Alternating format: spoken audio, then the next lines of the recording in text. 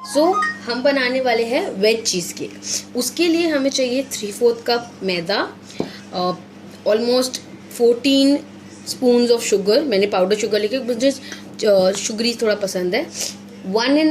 2.5 spoon cornstarch या cornflour which is famously known, 1.5 spoon of lemon juice, half cup butter, 1 table spoon of baking powder not soda, और यहाँ पे हमारे पास vanilla essence है, will add that. हम यहाँ पे यूज़ करने वाले हैं 180 grams of cream cheese spread. So cheese spread जो होता है क्रीमी का, अमूल का, is different from the cheese spread of yummy plain. तो ये हम नॉन वेज वाले में यूज़ किया। और हमने हंग दही भी बना के रखा है 200 ग्राम, जो हम सार क्रीम के तौर पे यूज़ करेंगे। और हम हैवी क्रीम यूज़ करेंगे, सो रेफ्रिजरेटर में है इंस्टेड ऑफ एग। एंड साथ में जस्ट फॉरगॉट टू मेंशन कि हम 1 कप, यानी कि इस कप का मेरी मेजरिंग का 1 कप मिल्क भी लेंगे। हम एक ड्राई बोल में सारे इंग्रेडिएंट्स मिक्स करेंगे। सो हम पहले मैदा मिक्स करेंगे इस तरह, फिर उसमें कॉर्नस्टार्च जाएगा। So the cornstarch is stuck kind of, थोड़ा सॉलिडिफाई हो गया है but it's good to go. और फिर हम इसमें बेकिंग पाउडर डालेंगे। ये सारे ड्राई इंग्रेडिएंट्स हमने डाल दिए। अभी जो शुगर है इसमें हम हाफ डालेंगे, half of the sugar will add here and half हम अपनी सार क्रीम और हेवी क्रीम के साथ डालेंगे। सो ये ड्राई इंग्रेडिएंट्स को एक अच्छा सा मिक्स दे देते हैं हम स्पैटुला यूज़ करके, और इसको अलग रख देते हैं। अब इससे हमें काम नहीं है। Okay, now after a small little test from this, actually I can tell it has very less amount of butter and very high in fat compared to the yummy plain cheese जो मैंने आपको दिखाया था. That is why we used in one of our this one.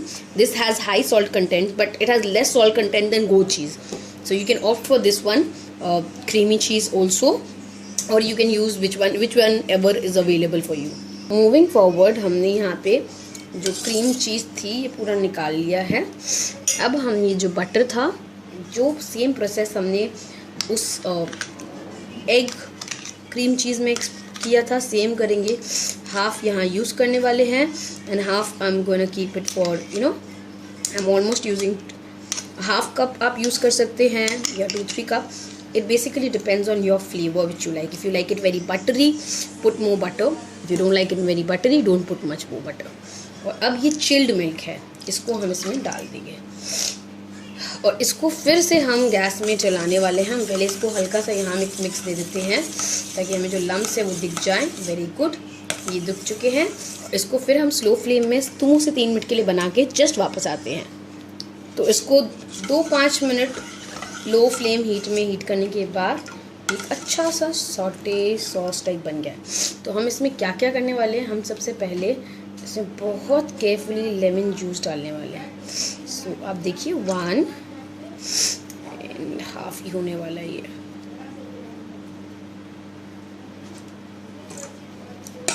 ये डाल दिया। Now moving forward, vanilla essence. I don't want to overpower the flavors, so हम vanilla essence भी डालेंगे। I'm using the same spoon almost, so it's almost half teaspoon. If I like it a little on the darker flavor. इसकी smell मुझे बहुत पसंद है। You can use any other flavor you feel like, and that will really help you a lot. Keep stirring well, नहीं तो ये darker side पे चला जाएगा। Now once you're done with, अब हमारा जो ड्राई इंग्रेडिएंट मिक्स था उसको हम इसमें पोर डाउन इन कर देंगे। आप एक बार में, क्योंकि मेरे पास बड़ी जगह है, सो आई एम यूजिंग अ बिगर बोल and I prefer using steel, not because I can't have glass utensils, just because they are more durable, I feel like.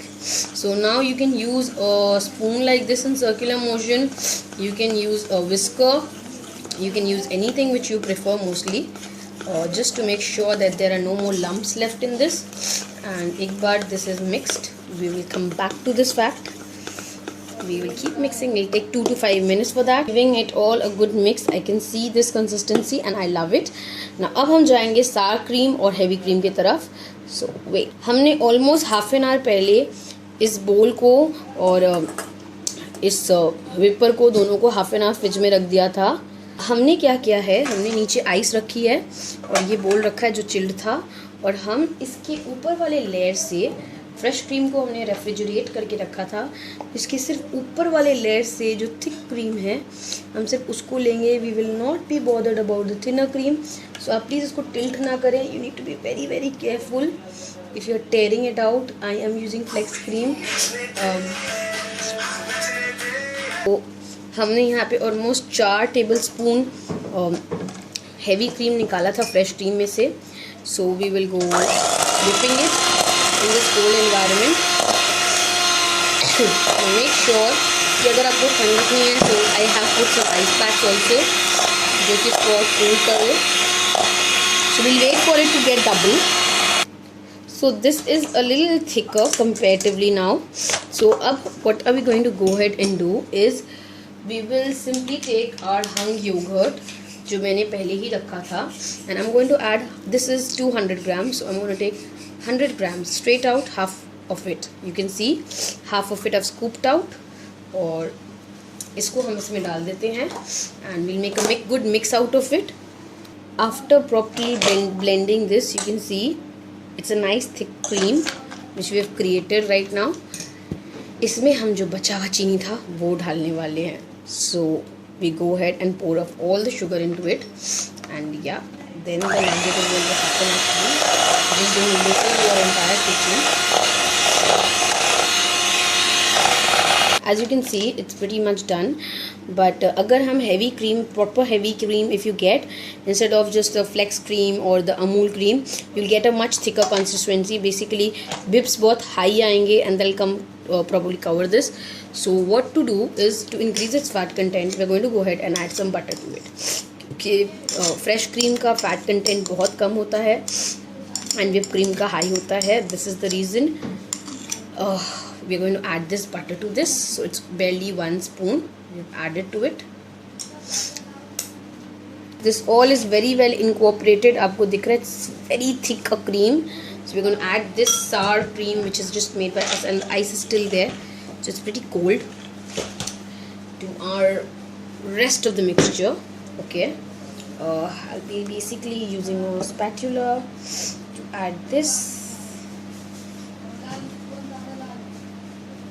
Now you can see how thick it is. It's pretty creamy and thick. And जो emulsification का काम है वो हमारे लिए हमारा yogurt कर देगा. So don't worry on that note. And we are going to make crustless cheesecakes. Believe me, they're going to be nice. After basically incorporating the sour cream and everything, I'll go for a test. So मेरा batter कुछ इस thickness का होना चाहिए, not too drippy. So I'll go with the balloon one. I'll not go with the hand mixer. वरना इसमें बहुत सारा air भी आप डाल सकते हैं. You can go with this balloon whisk, or if you like to get some air inside it, like I do prefer to, so I'll go with my hand mixer and yeah, I'll go and give it some mix like this for a minute. Okay, so हमने इसे Greece pan में डाल दिया है and मैंने इसको level करके थोड़ा सा स्प्रिंकल शुगर दे दिया है because I like it's a little bit caramelized and nice look. हम ओवन प्री हीट में डालेंगे and इसे वाटर बाथ में डालेंगे. तो हमने इसको 180 डिग्रीज प्री हीटेड ओवन में 40 मिनट्स के लिए डाल दिया है and let's wait for the results. हमने 43 मिनट्स ब्रेक किया था तो मैं इसे टर्न अराउंड करने गई देन आई फाउंड कि ये थोड़ा डाइल्यूटेड हो गया. सो बिकॉज ये सार क्रीम से बना है so it takes a little longer to cook. So हमने इसे 49 मिनट्स के पास कुक किया. Now let it rest and then हम इसे रेफ्रिजरेट करके डीमोल्ड करेंगे because it's very cheesy because it has got high amount of cream into it. So will wait. It's been exactly 2 hours we refrigerated it and actually I made a mistake कि मैंने 2 अलग parchment papers मतलब tissue butter papers लगाए थे. तो half covered it till here and the other half covered it till there. But जो मुझे texture चाहिए था स्ट्रॉन्ग्स आ गए, बस निकालने में मेरी मिस्टेक हो गई and this one turned out a little. But this is the eggless cake which I made and it's very tasty. And absolutely Indian available ingredients. So enjoy, and that's all. Thanks. Bye.